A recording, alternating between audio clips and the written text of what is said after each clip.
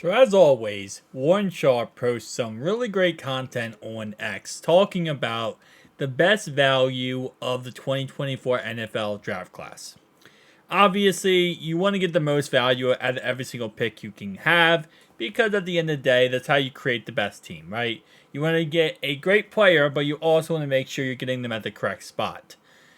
Well, we did not do too good on that aspect. As I said before, my draft analysis yesterday, we really did a 180 when it comes to our normal perspective on how we approach the draft. Usually we take best player available.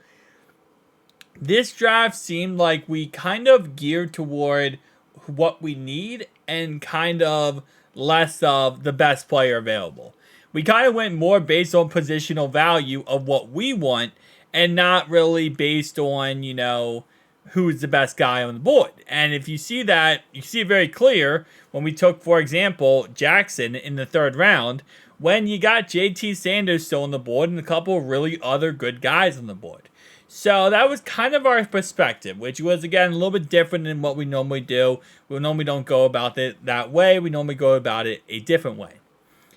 So how bad did we do when it came to that perspective? Well, let's start off with talking about draft capital over expectation. So that's the metric we're looking at here. Now, the lower the number, the better. So pretty much you want to have the lower number. Total, top 250 picks, the Lions had the best draft value-wise to player ratio. So value to player ratio, they had the best pick by far, best draft by far, coming in at negative 1.5. Now, where did we come in? We actually came in 19. Now, it's not really that bad at the end of the day. It's not the worst. Obviously, the Falcons is the worst with their stupid quarterback, Michael Penix pick. That made absolutely no freaking sense. But nonetheless, though, at least we didn't do as bad as the Falcons. But looking at the rest of the AFC, that's where I really start to care a lot. AFC North, I mean. And that is, first off, the Chiefs, who are not AFC North, but pretty much should be at this point. They had one of the best drafts. They had the third best draft when it comes to valuable draft-wise. Steelers had the second best draft. The Ravens, the third.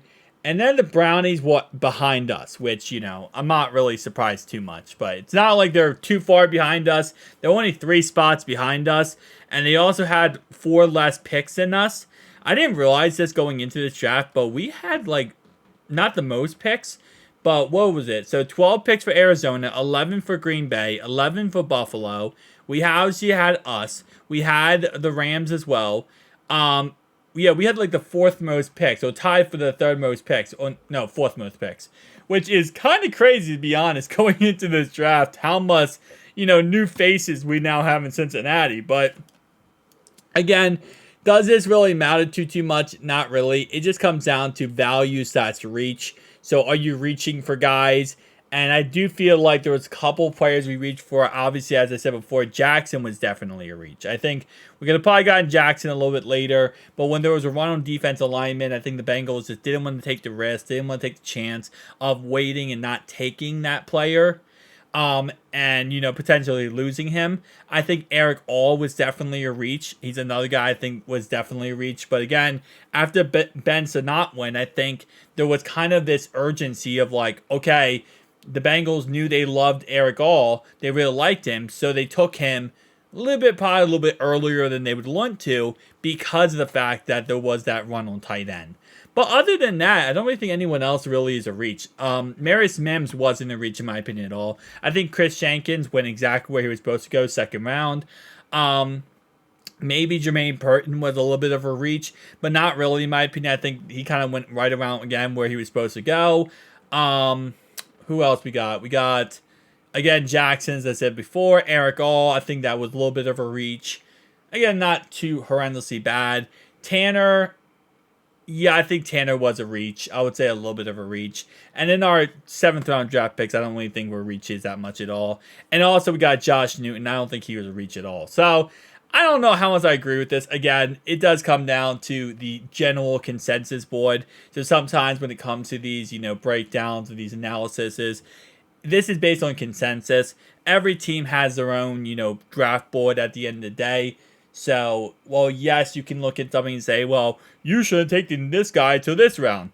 DeAndre Sweat was supposed to be a third or fourth round pick. He went in the second round. So, I think that kind of spells the narrative of, with how crazy yesterday was, there's not really any, rules anymore. Like, the consensus board is there, but it means absolutely nothing because of how crazy some of these picks got yesterday. I mean, you had Johnny Newton going early second, which actually is probably where he should have gone. But DeAndre Sweat was definitely like a wild card pick that no one expected. And also Penix. Penix was also a guy no one expected to go as early as he did. But guys, tell me down below your thoughts and opinions. I'll see you guys next one. Peace.